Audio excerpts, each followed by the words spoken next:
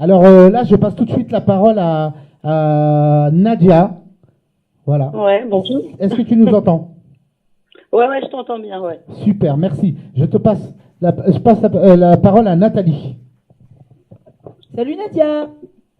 Salut Nathalie. Alors, bah écoute Nadia, est-ce que tu as envie de nous dire déjà pour commencer qui tu es? Bah écoute, Moi je te connais, mais voilà, et nous expliquer un petit peu comment tu vois les choses ces jours-ci là. Non, déjà qui tu es. d'abord qui je suis une animatrice, j'anime une émission de radio tous les jours de 12h30 à 13h30 sur Fréquence Paris Pluriel qui s'appelle L'actualité des luttes. Ça fait à peu près une dizaine d'années qu'on fait cette émission tous les jours pour justement essayer de poursuivre la réflexion et donner la parole aux gens qui se battent.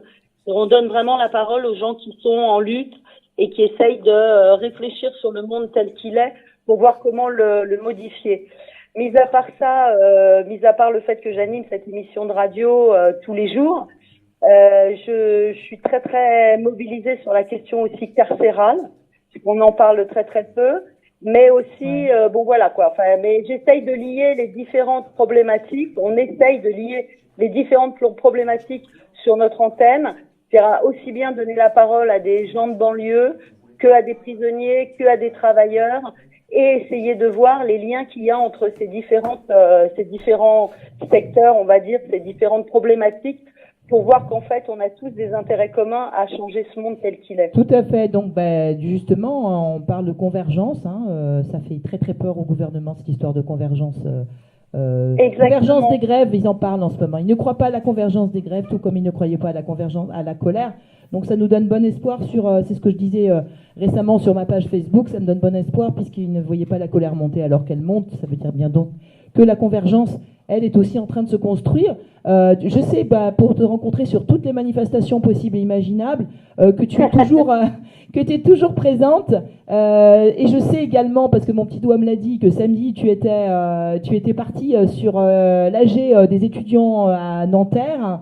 Tu as donc assisté un petit peu. En fait, je suis venue faire un petit tour au Front Social pour voir un peu comment ça se passait. Ouais. Et puis après, comme il y avait la coordination nationale étudiante qui se déroulait à Nanterre, c'est l'occasion de voir un petit peu des étudiants d'un peu partout et puis d'aller sur Nanterre. Moi, quand je suis arrivée, on a commencé juste à prendre l'amphithéâtre, un amphi. Et puis tout de suite, il y a eu le responsable de la fac qui est venu pour dire que c'était absolument inadmissible, qu'il ne pouvait pas garantir la sécurité des étudiants, donc il fallait absolument dégager de l'amphi. Mais finalement, suite à une discussion assez rapide, les étudiants ont essayé de lui expliquer que en fait la violence elle venait essentiellement de la police et des groupes d'extrême droite qui attaquaient les facultés occupées, et que donc a priori comme on n'était pas d'extrême droite, il risquait pas d'y avoir de problème. En plus que là il y avait vraiment une nécessité de dégager un lieu pour que les étudiants puissent se coordonner et imaginer la lutte telle qu'elle allait se produire dans les jours qui suivaient. Et puis finalement on a réussi à avoir cet amphithéâtre, cet amphi. Et puis moi je suis partie parce qu'en fait comme ils attendaient les différentes délégations qui venaient de toute la France, ça allait durer assez longtemps et je pense qu'en fait la réunion elle a commencé tard dans la soirée et qu'elle s'est poursuivie tout le dimanche. Tout à fait. Donc du coup, on voit de toute façon que ça n'a pas servi à grand chose les tentatives de répression, puisque la mobilisation, au lieu de s'atténuer, est en train de s'amplifier. Bien au contraire, on est passé de 20 à 30 facs mobilisés, bloqués aujourd'hui et en cours de blocage.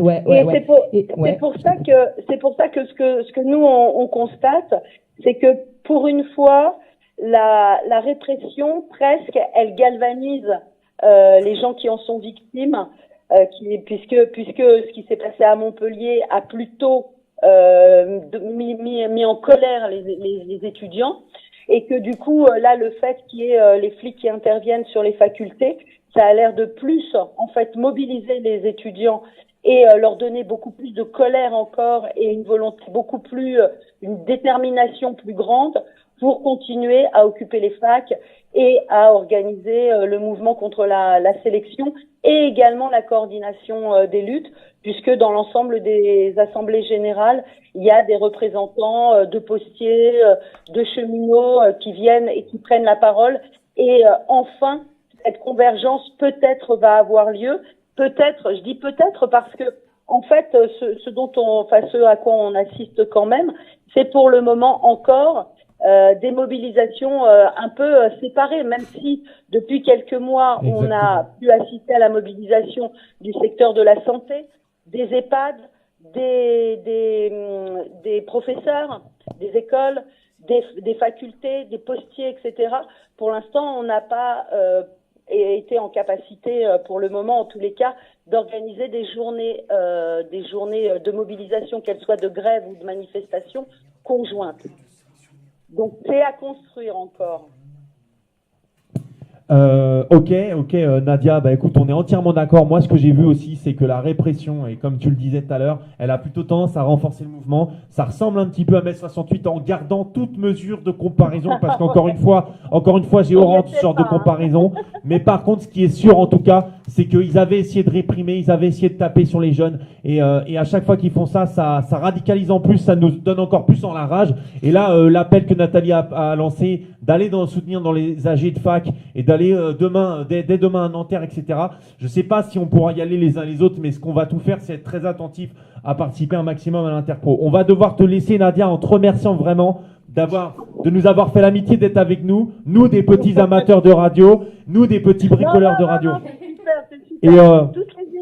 Toutes les initiatives pour créer des espaces de rencontres, d'informations sont les bienvenues. Je voulais juste rajouter vite fait quelque chose. Allez, vas-y, vite fait.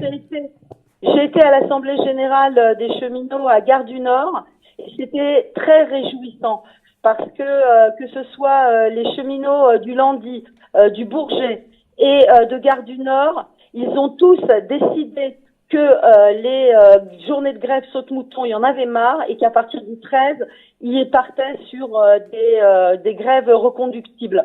Donc ça, c'est plutôt quand même une super bonne nouvelle qui a été accueillie vraiment avec un grand enthousiasme du côté des cheminots.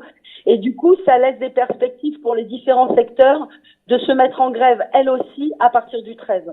Eh ben, écoute, on espère en tout cas que cet appel aux salariés, parce qu'au-delà des militants, les salariés vont se l'approprier, se joindre et qu'on va réussir effectivement des grèves massives et générales dans les semaines à venir. On te remercie, on te fait une bise et on espéra t'avoir bientôt à l'antenne avec nous de nouveau. On fera tout pour en tout cas te rappeler. Merci à toi. Bon courage. Au revoir.